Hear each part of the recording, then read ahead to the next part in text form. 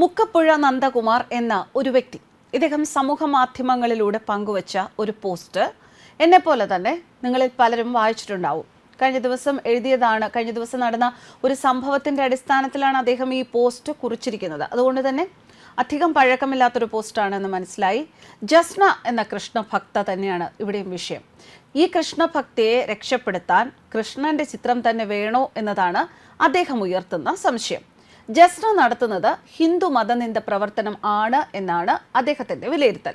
ജസ്ന എന്ന യുവതി അവർ ഏതു മതത്തിലും വിശ്വസിച്ചോട്ടെ, ഇവിടെ ആരാണ് അവരുടെ ജാതിയും മതവും ചോദിക്കുന്നത്. പക്ഷേ മറ്റൊരു മതത്തിന്റെ വിശ്വാസത്തെ ആരും വിൽപ്പന ചരക്കാക്കേണ്ടതില്ല. ഇതാണ് ആ പോസ്റ്റിലൂടെ അദ്ദേഹം ഉയർത്തുന്ന ഒരു അഭിപ്രായം.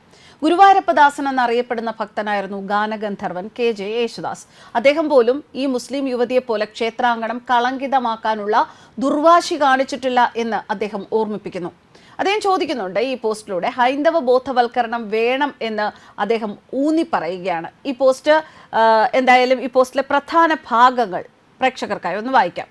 ഇസ്ലാമിക ഭീകര സംഘടനകളുടെ അജണ്ടയുടെ ഭാഗമായി ശ്രീകൃഷ്ണ ചിത്രം നിർമ്മിച്ച് ഗുരുവായൂരപ്പ സന്നിധിയിൽ വിൽപ്പന പരസ്യം നടത്തുന്ന ജസ്ന എന്ന ഇസ്ലാം മതവിശ്വാസിയുടെ ഹിന്ദു മതനിന്ദ പ്രവർത്തനം അധികാരികൾ നിയന്ത്രിക്കണം.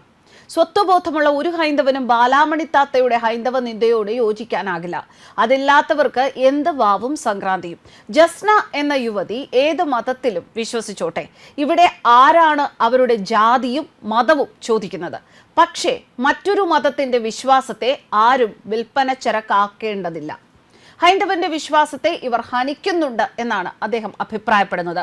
ഗുരുവായൂർ ക്ഷേത്രനടയിൽ അവർ അവരുടെ മതഗ്രന്ഥ ഭാഷകളാണ് സംസാര ശകലങ്ങളായി ഉപയോഗിക്കുന്നത്.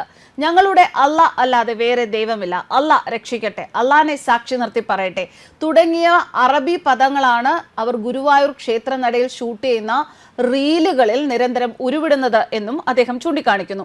ഷാൾ തലയിൽ നിന്ന് ഉതിർന്നു വീണാൽ ഉടനെ അല്ലാ എന്ന് പറഞ്ഞ് വീണ്ടും തട്ടം തലയിലിടുന്നത് സ്ഥിരം പരിപാടിയാണ്. അതായത് തന്റെ മതവിശ്വാസം പ്രവൃത്തിയിലും സംസാരത്തിലും പ്രകടിപ്പിക്കുന്ന ഒരു മുസ്ലിം യുവതി ശ്രീകൃഷ്ണന്റെ ഒരു നിർമ്മിത ചിത്രവും പൊക്കിപ്പിടിച്ച് ഗുരുവായൂർ ക്ഷേത്ര സന്നിധിയിൽ നിന്ന് ഖുറാൻ ഓതിക്കൊണ്ട് സകല സനാതന ധർമ്മവിശ്വാസികളെയും വിഡ്ഢികളാക്കി വിലസുകയാണെന്ന് ചുരുക്കം ഇങ്ങനെയാണ് അദ്ദേഹം കുറിച്ചിരിക്കുന്നത്.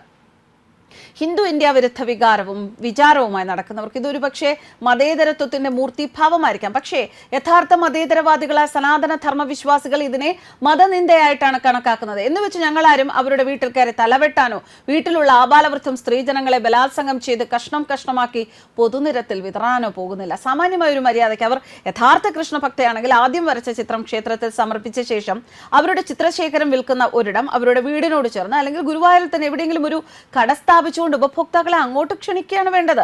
അല്ലാതെ ക്ഷേത്രനടയിൽ വന്ന് കൃഷ്ണ ചിത്രം പൊക്കിപ്പിടിച്ച് ഖുറാൻ ഓതുകയല്ല വേണ്ടത്. വന്ന് ക്ഷേത്രനട അവർ സ്വന്തമാക്കിയതുപോലെ അവിടെ വരുന്ന ഹിന്ദു ഭക്തരോട് സംഘം ചേർന്ന് തട്ടിക്കയറാൻ തുടങ്ങിയിരിക്കുന്നു, അല്ലെങ്കിൽ അതിനുള്ള സാഹചര്യം സൃഷ്ടിക്കുന്നു എന്നത് ഗൗരവമായി കാണേണ്ടതാണ്. 2024 അഷ്ടമി രോഹിണി ദിനത്തിൽ, അതായത് കഴിഞ്ഞ ദിവസം ഗുരുവായൂരപ്പ ക്ഷേത്രനടയിൽ അത്തരമൊരു രംഗം സൃഷ്ടിക്കാനായി ബാലാമണി താത്തയും സംഘവും എത്തിച്ചേർന്നത് അപലപനീയമാണ് എന്ന് മാത്രമല്ല അതിൽ കാതലായ ദുരൂഹതയും ഉണ്ട് എന്ന് സംശയിക്കേണ്ടിയിരിക്കുന്നു.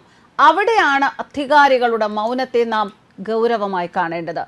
കേരളത്തിലെ ക്ഷേത്രങ്ങളും ക്ഷേത്ര പരിസരങ്ങളും ഇസ്ലാമികവത്കരിക്കാൻ ബോധപൂർവമുള്ള ശ്രമമാണ് ജിഹാദി പ്രീണന സർക്കാരിന്റെ കീഴിലുള്ള ദേവസ്വം ബോർഡ് സ്വീകരിച്ചിട്ടുള്ളത് എന്നും അദ്ദേഹം കുറിച്ചിട്ടുണ്ട്. ആടെയാണോ ഇങ്ങടെ കൃഷ്ണൻ ഇരിക്കുന്നത് എന്ന് ഗുരുവായൂരപ്പ സന്നിധിയിൽ നിന്നുകൊണ്ട് മലബാർ ശൈലിയിൽ പരിഹാസ രൂപേണ ചോദിച്ച ഒരു മുഖ്യമന്ത്രിയും ശബരിമല അയ്യപ്പ സന്നിധിയിൽ വെച്ച് തന്ത്രി ഭക്തിപൂർവ്വം കയ്യിൽ ഒഴിച്ചു കൊടുത്ത തീർത്ഥം കൊണ്ട് ക്ഷേത്രനടയിൽ വെച്ച് തന്നെ കൈ കഴുകി കുടഞ്ഞു കളഞ്ഞ ദേവസ്വം മന്ത്രിയും വാഴ്ത്തുന്ന കേരളത്തിൽ ദൈനംദിനം സനാതന ധർമ്മം വേട്ടയാടപ്പെടുകയാണ് എന്ന് അദ്ദേഹം പറയുന്നു. പക്ഷേ ഇസ്ലാമിക ഭീകര പ്രസ്ഥാനങ്ങളുടെയും കമ്മ്യൂണിസ്റ്റ് മതത്തിന്റെയും ഹൈന്ദവ ഉന്മൂലനം എന്ന അജണ്ട ഈ സ്ത്രീയിലൂടെ നടപ്പാക്കുകയാണ് ചെയ്യുന്നത് എന്ന് ആരെങ്കിലും സംശയിച്ചാൽ അവരെ കുറ്റം പറയാൻ സാധിക്കുമോ? ഹൈന്ദവനിൽ ആത്മീയ ബോധവൽക്കരണം തീർച്ചയായും അത്യാവശ്യമാണ്. സ്വന്തമായി ചിന്തിക്കുകയില്ല എന്ന് മാത്രമല്ല, കാര്യം പറയുന്നത് പോലും മനസ്സിലാക്കാത്ത വിഡ്ഢികളാണ് ഹിന്ദു സമൂഹം. അവർ മറ്റുള്ളവരെ സന്തോഷിപ്പിക്കുന്നതിലാണ് സന്തോഷം കണ്ടെത്തുന്നത്. വസ്തുനിഷ്ഠമായി കാര്യങ്ങളെ വിലയിരുത്തുന്നതിനുള്ള കഴിവില്ല, പറഞ്ഞുകൊടുത്താൽ മനസ്സിലാക്കുകയുമില്ല. അതിനാൽ സത്യത്തെ സംരക്ഷിക്കുന്നതിനുള്ള കർമ്മം ചെയ്യുക എന്ന് ഭഗവാൻ ശ്രീകൃഷ്ണൻ പറഞ്ഞിട്ടുള്ളതുപോലെ ഹൈന്ദവ ബോധവൽക്കരണ പരിപാടി നിരന്തരം തുടർന്നേ മതിയാകും. ഇതാണ് അദ്ദേഹം അഭിപ്രായപ്പെട്ടിരിക്കുന്നത്. ജസ്നയോട് യാതൊരു എതിർപ്പുമില്ല. ജസ്ന ഒരു ജീവിതം പടുത്തുയർത്തുന്നതിന് വേണ്ടി അവർക്കറിയുന്ന എന്ത് കാര്യങ്ങളും സ്വീകരിച്ചോട്ടെ. പക്ഷേ ഇവിടെ അദ്ദേഹം പറയുന്നത്, മുക്കപ്പുഴ നന്ദകുമാർ പറയുന്നത്, മറ്റൊരു മതത്തിൻ്റെ വിശ്വാസത്തെ വിൽപ്പന ചരക്കാക്കേണ്ടതില്ല. വരയ്ക്കാം, കൃഷ്ണനെ വരയ്ക്കാം, കൃഷ്ണനെ വരച്ച ചിത്രങ്ങൾ ജസ്നയ്ക്ക് കാശിന് വിൽക്കാം, കാശുണ്ടാക്കാം. പക്ഷേ അത് അദ്ദേഹം പറഞ്ഞ പോലെ ഇനി ഗുരുവായൂർ പരിസരത്ത് തന്നെ ഇരിക്കണം എന്നാണ് നിർബന്ധമെങ്കിൽ പരിസരത്തുള്ള എവിടെയെങ്കിലും ഒരു കട കണ്ടെത്തി അവിടെ ഇരുന്ന് വിൽക്കാം. ഇങ്ങനെ ഗുരുവായൂർ ക്ഷേത്രാങ്കണം കളങ്കിതമാക്കേണ്ടതുണ്ടോ എന്നാണ് അദ്ദേഹത്തിൻ്റെ ചോദ്യം. എന്തായാലും ഈ ചോദ്യത്തിൻ്റെ ഉത്തരങ്ങൾ കണ്ടെത്തുന്നതിന് പൊതുസമൂഹത്തിൻ്റെ മുന്നിലേക്ക് ഈ പോസ്റ്റ് സമർപ്പിക്കുകയാണ്. ന്യൂസ് ഡെസ്ക് കർമ്മ ന്യൂസ്.